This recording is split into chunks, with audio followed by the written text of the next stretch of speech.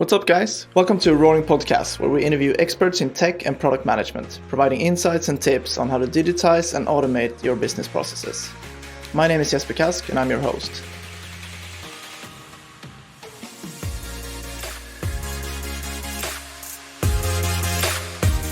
So, you've probably heard of open banking, but what is open finance? Together with today's guest, Kimmo Rantala, Development Manager at Finnish bank Säästöpankki, we dive into this exciting topic. We talk about the definition of open finance, what it enables, and what the future might look like. Enjoy. Okay, so welcome, Kimmo. It's great to have you here. Great to be here. Thanks. And one of the questions that we'll dive straight into them. And the question I like to start off with is, what do you love the most about digitization? Well, it's probably the easiness. I'm the probably much older generation guy, at least than you are. So I don't know if you remember those times as people had to do all the minor things manually, but there's no going back to that time. So that's definitely one thing. And then it's the basic 24/7 accessibilities and such that you don't have to go any place. Uh, uh, Services and service providers, companies are like fighting to get into your app. You don't have to queue on any offices or anything like that anymore. So those at least. The basic easiness.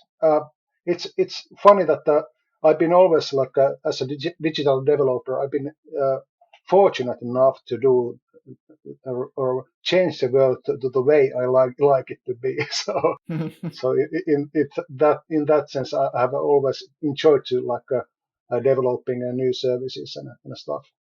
Mm. And we're here to talk about open finance today. And I think open banking is probably a more familiar term for a lot of people out there. So what is open finance and how do you define it and how does it differ from open banking? Well, if I start from open banking, that's more easy to define because at least in European level, it's mostly based on a PSD2 regulation and two APIs basically, accounts and transaction information on the other hand, and then paying on the other hand, and everything beyond in a way regarding financial institutions and their products, to say loans, mortgages, uh, stocks, funds, whatever. They are part of the open finance world, and there's a situation at the moment that it's not regulated yet, but we are going there. There's going to be like a European-wide regulation, also concerning a wider range of financial products, and also the situation is that some forerunner banks and some companies are already offering APIs concerning those products, but they are not regulated in any way. So you don't get the how do I say, the perfect usability at least concerning those products yet when it comes to re-engineering stuff and such, just like that we're waiting for the regulation. And when the regulations arrive, how much of a roadblock do you think compliance will be in terms of innovation in open finance? Well, I don't know if it's a roadblock or not. It's easier to know the rules. You have the feel, and then again, as at least some of the banks, for example, us, we are also acting as a TPP role. We are offering multi-banking service to our customers. So in a sense, it's easier to implement those external APIs to our service when we know that what we are going to get, and it's going to be like a great documented services and stuff like that. So in that sense, it's easier. But then again, in a wider sense, there's always a two sides of the coin, and just when you are thinking about available resources, it's always like a challenge for smaller banks and challenger banks and companies outside of the banking scene to enter the banking business, because so much of the resources is just going to fill the compliance and regulation that needs to be done anyway. But then again, there's even a third side of the coin, which means that the banking business is based on trust. and you're basically, if you're not like compliant and you're not like filling the compliance rules, you're like out of the business altogether. So in that sense, it's also good for the business to be compliant. What does open finance enable in terms of, you work at a bank and you work with these questions? What does it enable from a consumer standpoint? What do you get as a consumer that you wouldn't otherwise? Well, probably all kind of stuff. There's like hundreds, at least, or at least tens of the use cases already, like different companies are offering. And from our point of view, for example, just to get like a 360 view for like people's assets and their like everyday finance would be great to have like a client in the center of the of his or her services, not the bank itself. Nowadays, we can only offer like the visibility to our own products, but I want to see the future that there's like a really like a different kind of a paradigm of user centricity, and the people are really in the center of their services, and to get all their assets, all their like financial issues based on in one place, regarding what bank or what institution is offering those. And it's not even only the financial stuff. It's going to be like a many other stuff like assets. At least in Finland, there's many kind of assets that are coming outside of the banking scene. There's like a household and forest and land assets and even like cars and such, which you could have some kind of a price and calculate it together. And in terms of your operations and your business, with a 360 view, you would probably be able to provide better service and better, more personalized offers, for example. In what way does that help the consumer, do you think? Well, one good example would be probably like trajecting, the present situation to future, and calculating what do you need to live the kind of a life you want in the future. If you could get like a pension from outside to your service, and assets that are there, and calculate the like the value which is going to like you could have a like a 360 view on now and 360 view of like a estimated future situation. Then we could like offer something that, for example, funds or any savings that would be that our customer would be able to live a kind of a life that she or he would want at old age. Yeah, I love that. That's great, and a great example of what's possible with open finance. And what kind of initiatives are you guys working on, and what will change for your consumers? I don't know how much you can tell me. So of course, there's probably a lot that I cannot really tell at the moment, but I can of course tell that we have what we have been doing. We have been like implementing our PSD2 services, and they're up and running already. And I have to say I'm a bit surprised that it's not the situation with all the banks at the moment, even in Finland, even though it's a mandatory thing to have those up and running. And then we have like our internal, not even internal, but our like own API integration layer that we can integrate different outside information sources, and that's how we have done it.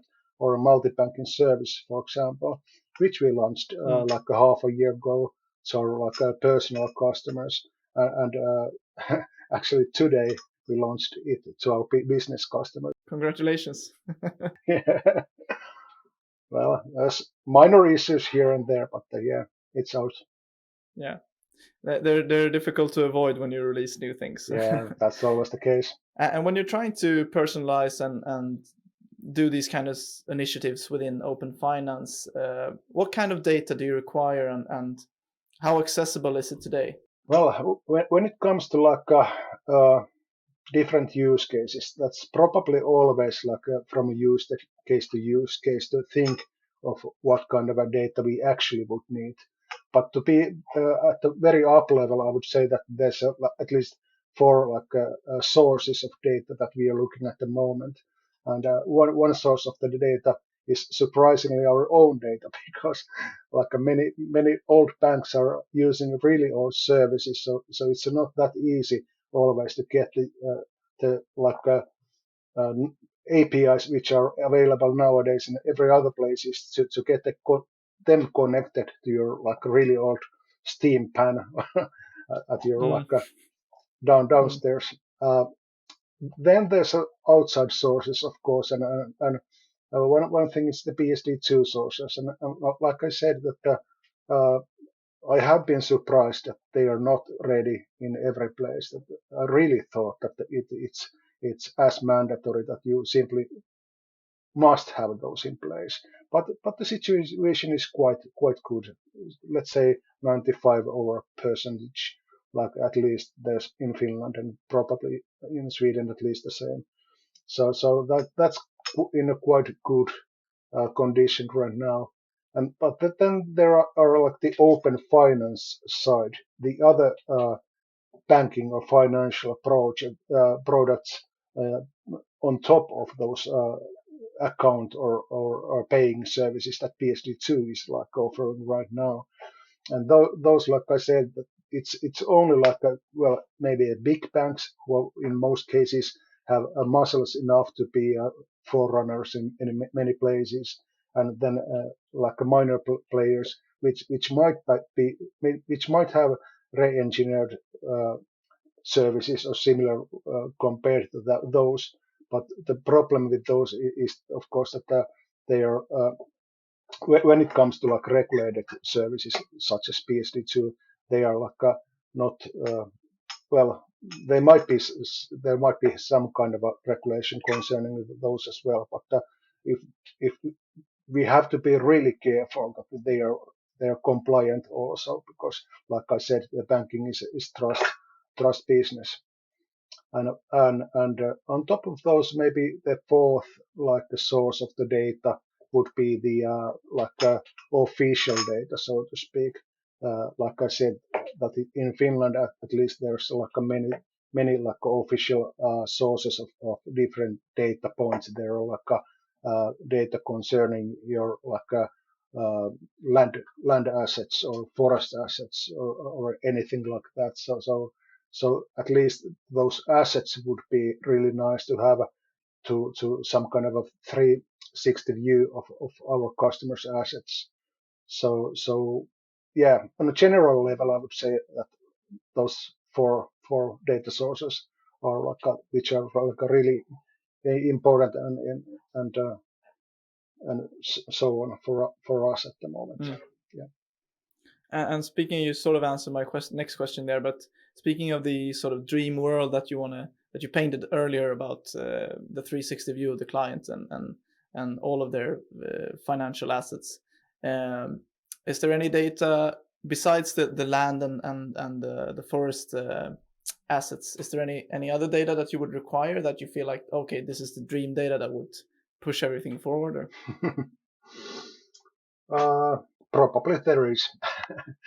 But like to be honest, I haven't even had possibility to thought it so thoroughly, because so much to do still in like every place. Yeah, small steps. Well, yeah, small steps. What challenges are the biggest ones in your opinion in open finance innovation and bringing it to the next level in terms of new services and products? That's good questions.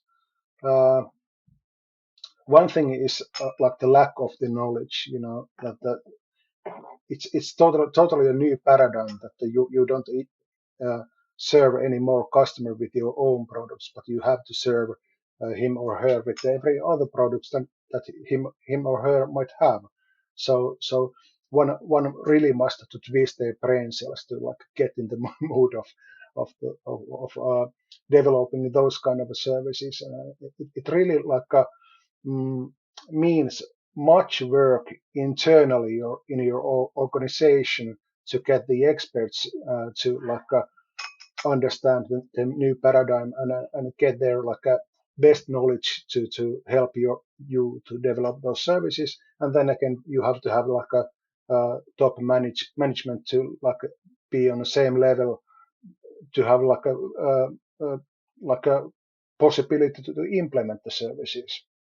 That's great. And what are if you were to leave the listeners with sort of a tip or advice in terms of open finance and innovation and compliance and how to sort of combine all that to providing great new customer experiences and products and services, what would your advice be? Well, I don't know if there's like a maybe that's like a more or less like some kind of advice for life, but I think that the same goes on here. That there's no other way but to jump to the cold water and try to survive, and it's just a new place that you have to go in and you have to do those things, and not like wait and see like forever and ever. And in terms of open finance, you mentioned some forerunners. What are the best examples that you think in terms of companies that are leading the open source landscape, so to speak? You could think from this from like a two point of view, and from the big company point of view, I would say Amazon it's not an open finance company, but it's kind of an open ecosystem thing, and it's like I don't know any other company which would use as much APIs in Amazon, and the whole philosophy of doing it at the moment. So that's the one to follow there. And on the other hand, I would say that we have in Nordic countries many great examples of smaller companies that have done really well and started way before like open banking was even there. Let's say like Tink or Aya in Sweden and Denmark, and many other good examples also. But yeah. So those are some companies to follow for everyone who's listening. And why not Roaring also? Yeah, Roaring, of course. Yeah. Thank you so much, Kimmo. It was great having you on the show. Great to be here. Thanks. You've been listening to an episode of a Roaring podcast by Roaring.io. Feel free to share it with your friend, colleague, or peer if you liked it. If you wish to stay connected to us, don't forget to subscribe to the show. Thanks for tuning in. Until next time.